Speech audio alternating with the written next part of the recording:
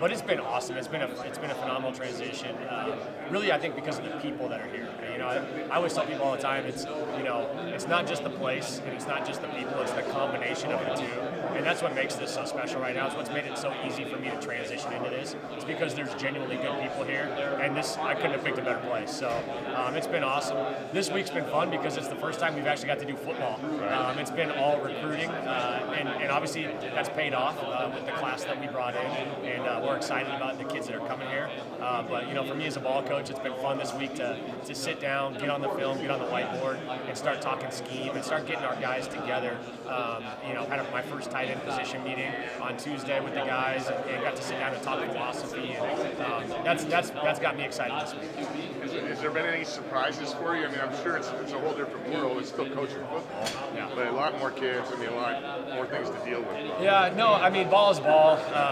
I think the biggest change is obviously just getting out on the road recruiting. I was last week I was in Chicago and Detroit, and I flew into Detroit on Tuesday night. Woke up Wednesday morning and had to unbury my car from snow and scrape ice off the windshield, and which I thought was a great recruiting pitch for me because I saw videos of workouts where kids are out here with their shirt off because it was 65 degrees. So that's been the biggest change, is just getting on the road and recruiting. But I sat on the other side of that for a long time, having coaches come in and sit across from me and listen to that. So it feels very natural and comfortable to do it. But packing my bags and flying to the Midwest and fighting through snow and slipping and sliding in my rental Altima on the freeway in Detroit was a little different. What about the tight end room with the kids you have? Just your first impressions of those kids. It's a phenomenal room, and testament to the previous staff that recruited those guys. They all complement each other very well. Super talented. We didn't have to sign a 23 tight end or take anybody in the portal because we've got 5 scholarship guys that we feel really good about. Nobody that we're trying to move on from. I mean, it's a very good, balanced room. I think obviously at the top of it, when you look at Jalen Conyers and Messiah Swinson, I think those are 2 of the very best tight ends in the Pac-12, and I think give us some really good versatility as far as being able to get into 2 and 3 tight end packages for our offense. How much different will this offense look than the previous? It's going to be a lot different. I think just schematically, philosophy-wise. Coach Dillingham runs a pro-style offense. Coach Baldwin does as well, but it's going to be fast. It's going to be very multiple. We're going to play with great tempo, and so I think we're going to be able to attack defenses in a lot of different ways. But it's not an air raid offense. It's not a throw the ball every down. We're going to have a physical element to the run game, which is why as a tight ends coach I'm excited because those guys are definitely going to have a presence. Talk about your experience when I started on the line. Were you able to do that line in-house kind of help with that line? 100%. I think that's been one of the advantages I've had. Is we've had elite players come through that program for a long time. I've sat across from Nick Saban and Dabo Sweeney and all those guys. So I've heard the feedback from players, what they'll tell you when the coaches leave, how they felt about it. And so, I think the one thing that always resonates, and everybody's different in their approach, is just being genuine and being real. It's what Coach Dillingham's had success with. He doesn't try to be anything different than what he is. And that's how I'll be, because I know that's what resonated with my players. So just building genuine relationships, being transparent, and being open and honest. And at the end of the day, I think what we're selling here is an easy sell, because I believe in it. I believe in the people and the place. And so for me, it's not that difficult to sit down and do it, because I have a lot of experience just on the other side of it. And then what were some of the challenges you had experienced during the signing class? Well, I got to the party late, so we didn't take a tight end in this class. So for me, I was really more in a support role with the kids we were recruiting. I think really just on a shortened time frame, when you look at the recruiting process starts when kids are sophomores in high school, sometimes freshmen in high school. So when you show up late to the party, this staff didn't get completed. I think I was the last one on December 12th. And then you've got early signing day December 20th, the regular signing day in February.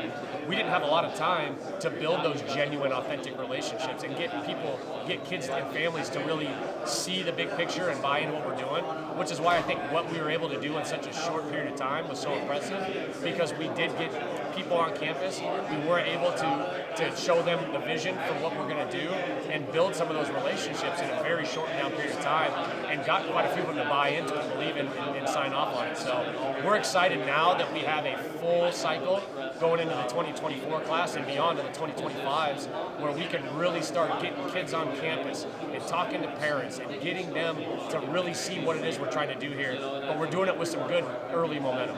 Was that a goal of yours when you entered, that you knew you were kind of getting late, that you kind of shifted your focus to later classes versus ones currently like this class today? Well, I mean, I can say this for me personally. I just jumped into the support role. They were running and gunning to sign this class that we got, so there was a ton of focus on the here and now. For me, I think initially it was relationships in Arizona, reaching out to people, letting them know what we're going to build this foundation on, and then just trying to support it any way I could. You know, like I said, because I didn't have players that I was primarily targeting for this current 2023 class. We're out of the portal because our tight end room that I inherited was already completed, and we felt good about it. And speaking of Jalen and Messiah, what are the biggest factors that you were impressed with when you came in? Honestly, the first impression was just they're good kids and young men, I should say. They were really welcoming to me. Got an initial conversation on the phone. They were excited. They kind of knew who I was and where I was coming from. I think it probably helped that some of their teammates were guys that played for me in high school. So hopefully they were vouching for me a little bit and saying, "Hey, this guy's a good dude and a good coach." But that was my first impression. Was just I was excited that really across the board from the tight end room, they were all excited and very welcoming to get going with me as their coach. Because you never know. There could be some guys that, might not be excited about the change or might have been tight with the previous coach, whatever it is. And so I wanted to come in, and just feel my way through that. But it was, right off the bat, I felt like they were eager and excited for the direction we're going. And then really, I think the best thing is it's a very balanced room. I think that there's not two players that are the same. I think they all complement each other very well. And they're good. They're genuinely good kids, and they get along with each other. They support each other. They're hard workers. We haven't had anybody late to a meeting. We haven't had anybody miss a meal. We haven't had any of that yet. So right now, knock on wood, we're batting 1,000, and that just tells you they're team players. They're doing what the team asks them to do. There's not a lot of individuals in that group. They're competitors, and they have lofty goals for themselves, but they are putting the team first. And when you are recruiting a tight end, what are the biggest things on your checklist? Well, it's got to be a dynamic playmaker. I'm looking for twitch and explosiveness, not just a big body, but we're also not just recruiting a big receiver. We've got to find somebody that has the toughness, physicality, and willingness to be a factor in the run game, to put their face on people and kind of bring that nasty element.